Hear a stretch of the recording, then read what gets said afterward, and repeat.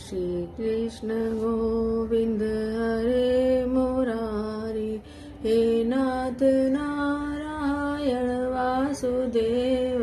श्री कृष्ण गोविंद हरे मुरारी, हे नाथ नारायण वासुदेव। हे नाथ नारायण वासुदेव, हे नाथ नारायण वासुदेव। श्री कृष्ण गोविंद हरे मुरारी, हे नाथ नारायण वासुदेव। श्री कृष्ण गोविंद हरे मुरारी, हे नाथ नारायण वासुदेव। हे नाथ नारायण वासुदेव, हे नाथ नारायण वासुदेव।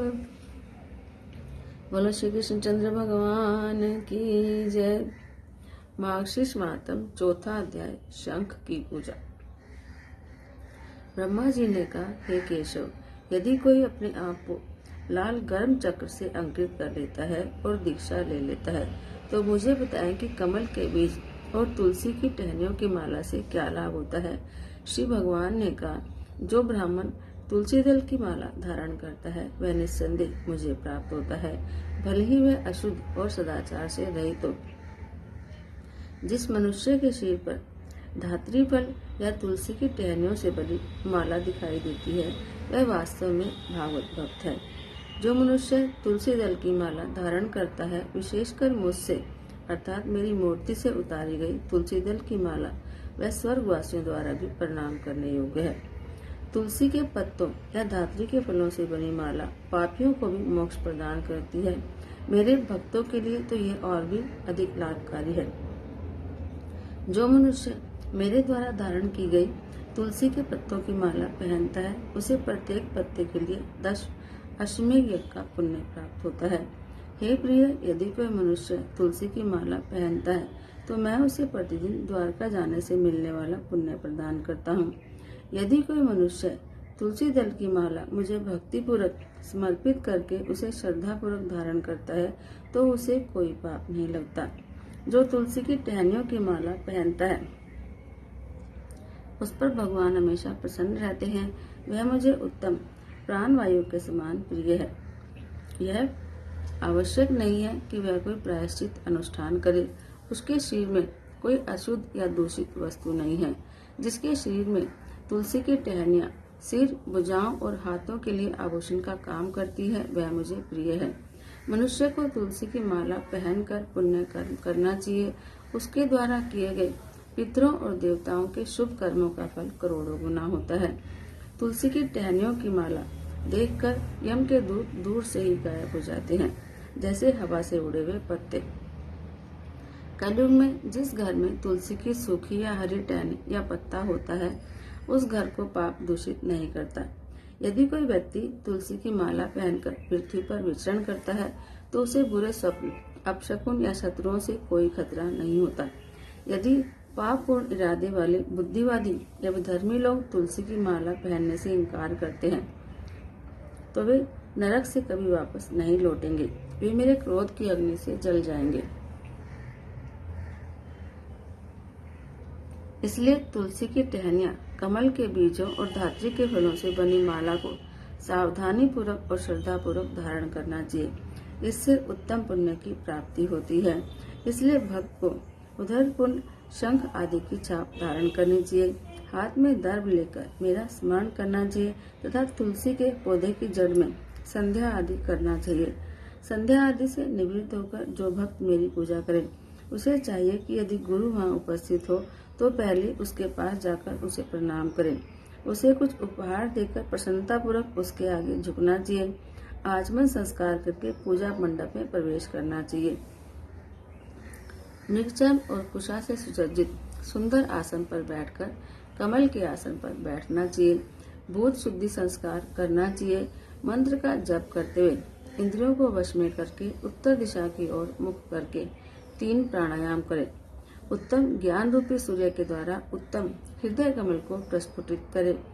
उस कमल की शाखा पर सूर्य, चंद्रमा और अग्नि को स्थापित करे। विष्णु के भक्त को चाहिए कि वे 3 पंखुड़े वाले उस कमल में तीनों की कल्पना करें। उसके ऊपर नाना प्रकार के रत्नों से जड़े एक आसन स्थापित करे। इस पर भगवान के 8 ऐश्वर्यों, अति मानवीय श्रेष्ठताओं का प्रतिनिधित्व करने वाले 8 पंखुड़े वाले कमल को स्थापित करना चाहिए। कमल मंत्र क्या है? ओम ना मो ना रा या ना या के 8 अक्षरों से बना है। कमल कोमल, चमकदार और सुबह के सूरज की तरह चमक वाला है। फिर उस पर सुखपूर्वक बैठे हुए 4 भुजाओं वाले महान कमल शंख, चक्र और लोक गदा धारण किए हुए मुझ भगवान का ध्यान करें। भगवान करोड़ों चंद्रमाओं के समान है। उनके नेत्र कमल की पंखुड़ियों के समान बड़े हैं। वे सभी शुभ लक्षणों से युक्त हैं। उनके वक्षस्थल पर श्रीवत्स और कौस्तुभ चमकते हैं। वे पीले वस्त्र पहने हुए हैं। वे अद्भुत आभूषणों से युक्त हैं। वे दिव्य सजावटी वस्तुओं से सुशोभित हैं। उनके सिर पर दिव्य चंदन का लेप लगा हुआ है। वे दिव्य फूलों से शोभायमान हैं। वे तुलसी के कोमल पत्ते और वन के फूलों की मालाओं से सुशोभित हैं। वे करोड़ों उगते सूर्यों के समान तेज से चमकते हैं। उनके सिर पर सभी शुभ लक्षणों वाली दिव्य देवी श्री विराजमान है। वे शुभ हैं। इस प्रकार ध्यान करने के बाद उसे अत्यंत एकाग्रता और पवित्रता के साथ मंत्र का जप करना चाहिए। अपनी क्षमता के अनुसार मंत्र का 1000 या 100 बार जाप करना चाहिए। मानसिक रूप से पूजन करने के बाद उसे विधि विधान से पूजन करना चाहिए। जैसा कि नियम अनुसार कहा गया है, यह मेरे शंख स्थापित करें। सुगंधित जल, दूर्वा और पुष्पों से भरा पात्र आचार्यों द्वारा चंदन और पुष्पों के दाहिनी ओर रखा जाए। जल का कलश बाईं ओर रखा जाए। उसे वस्त्र से पवित्र करके सुगंधित किया जाए। सामने घंटी रखी जाए और दीपक विभिन्न दिशाओं में रखे जाएं। अन्य सामग्री भी यथास्थान पर रखी जाए। अर्घ्य, पाद्य, आचमनीय और मधुपर्क रखने के लिए 4 पात्र मेरे सामने रखें। हे चतुर्मुख, अर्घ्य के पात्र में सफेद सरसों, कच्चे चावल, फूल, पुष्प, तिल, चंदन, फल और जौ के दाने रखने चाहिए। हे पुत्र, मेरी संतुष्टि के लिए गुरु को चाहिए कि वे पाद्य पात्र में दूर्वा, विष्णुपदी यानी गंगा जल को विष्णुपदी कहते हैं, श्याम और कमल रखें। हे पुत्र, आचमनीय पात्र में बड़ी श्रद्धा के साथ कंकोला, लौंग और जायफल रखना चाहिए। उपासक को पूर्ण श्रद्धा के साथ मधुपर्क पात्र में गाय का दूध, दही, शहद, घी और मिश्री रखनी चाहिए।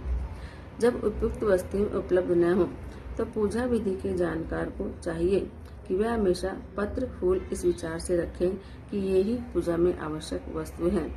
तत्पश्चात उसे हाथ और अंगों का न्यास करना चाहिए। परंपरा के अनुसार उसे 5 या 6 अंगों का न्यास करना चाहिए। मुझे स्मरण करना चाहिए। भक्त को अपने को मेरे समान समझना चाहिए। हे चतुर्मुख, पूजा के आरंभ में मनुष्य को शुभ मंत्रों का उच्चारण करना चाहिए। फिर उसे मेरे प्रिय शंख 5 जन्य की पूजा करनी चाहिए। हे प्रिय, इसकी पूजा करने से वह मुझे बहुत प्रसन्न करता है।